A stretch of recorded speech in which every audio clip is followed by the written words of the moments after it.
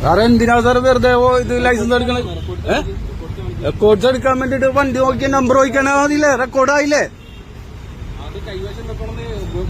അങ്ങനെയൊന്നും പറഞ്ഞിട്ടില്ല സാർ ആരോടും. സാറിന് വേണമെങ്കിൽ ചെയ്ത് നോക്കിക്കോ, വണ്ടി നമ്പർ നോക്കിക്കോ. അല്ല സാറിന് നോക്കിക്കോ, വണ്ടി നമ്പർ നോക്കിക്കോ സാറേ. എന്റെ വണ്ടി നമ്പർ എല്ലാം കിട്ടൂലേ?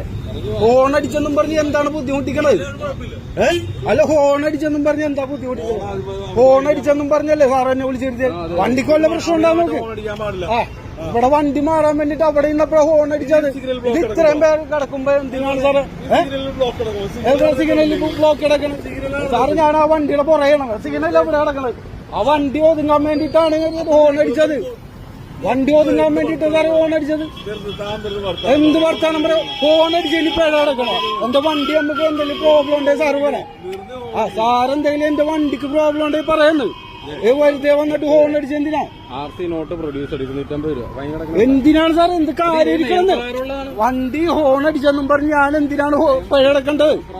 അത് ഞാൻ നോക്കിക്കോളാം. എന്താ നോക്കണ്ടേ? പിഴ അടക്കണം എന്ത് വേണം നോക്കിക്കോളാം. അത് നോക്കിക്കോളാം.